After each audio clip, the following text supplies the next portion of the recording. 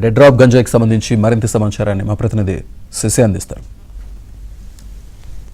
హైదరాబాద్లో కొత్త రకం గంజాయి సప్లైకి తరలేతారు కేటుగాళ్ళు. తాము ఎవరో తెలియకుండా తమ ఐడెంటిటీ బయటపడకుండా జాగ్రత్త పడుతూ గంజాయిని సప్లై చేస్తూ ఉన్నారు. దీన్నే డెడ్ డ్రాప్ పద్ధతి అంటారు. ఈ డెడ్ డ్రాప్ పద్ధతిలో గంజాయి విక్రయించే వ్యక్తి ఎవరో తెలియదు, గంజాయి ఎవరు కొనుగోలు చేస్తున్నారో కూడా తెలియదు. ప్రధానంగా కొనుగోలుదారుల నుంచి ఫస్ట్ వాట్సాప్ ద్వారా ఆర్డర్ స్వీకరిస్తారు. ఎంత క్వాంటిటీలో గంజాయి కావాలో తెలుసుకున్న తర్వాత అందుకు సంబంధించినటువంటి అమౌంట్ను ఆన్లైన్ ట్రాన్సాక్షన్ ద్వారా స్వీకరిస్తారు.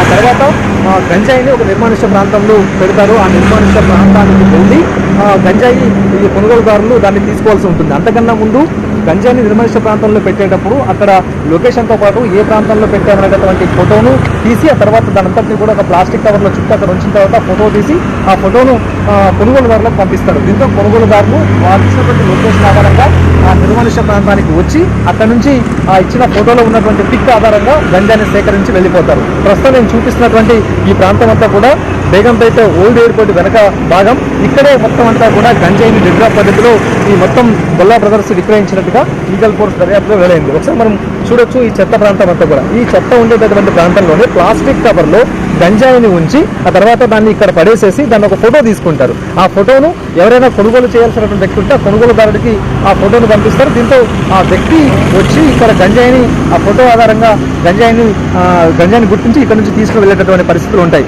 సో మొత్తానికి ఈ తరహా డెడ్ డ్రాప్ పద్ధతి ద్వారా గంజాయి విక్రయించేటటువంటి అంశాలు ఈ మధ్యకాలంలో చాలా ఎక్కువ అవుతూ ఉన్నాయి. హైదరాబాద్లో ఈ తరహా విక్రయాలు కూడా ఇప్పటికే పెరిగిపోతున్నటువంటి సందర్భం. ఎందుకంటే పోలీసులు ఎప్పటికప్పుడు కూడా నిఘా ఉంచుతూ ఉన్నారు.